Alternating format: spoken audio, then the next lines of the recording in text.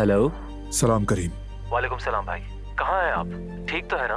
ठीक हो, शुक्रिया। अब मेरी बात सुनो, तलाक की नई तारीख लो फौरन। क्या हो गया भाई, सब खैरियत तो है? पहले आपने मना किया और अब आपको तारीख चाहिए। कोई बात है तो बताएं मुझे। कोर्ट पहुंचने में देर हो गई थी। चलें ठीक है बारान भाई, हमें डिवोर्स के लिए नई एप्लीकेशन देनी होगी। कागजात तैयार करके भेज देना, दस्तखत हो जाएंगे। चलें ठीक है भाई, खुदा हाफिज। खुदा हाफिज। शुक्रिया, शुक्रिया तुम्हारा।